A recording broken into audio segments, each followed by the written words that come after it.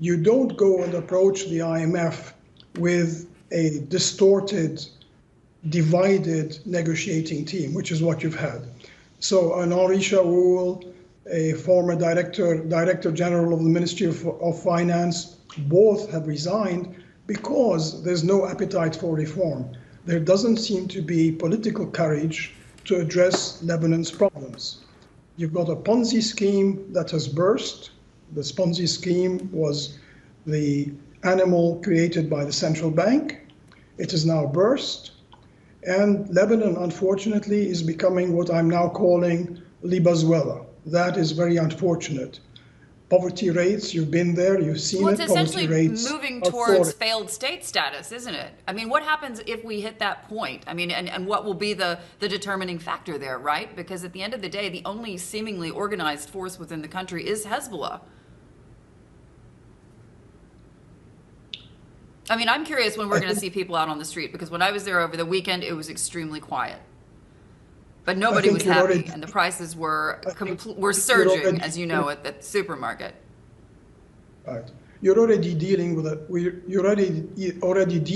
failed state, because there's no policy being enacted.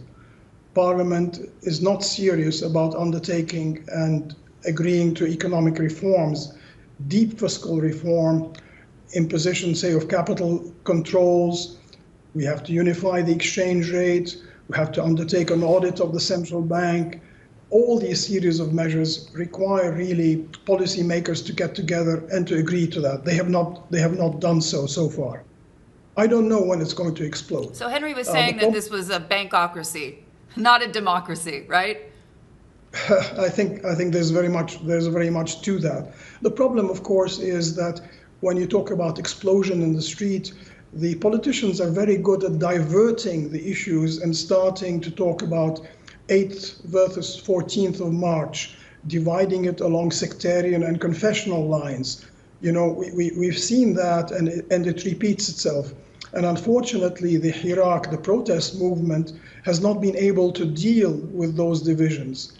And then they send a fifth column. Whenever you have these protests, you get a fifth column coming in. It becomes violent, whereas the protests have never really been violent. But you've got elements which come in as a fifth column. And that is very unfortunate.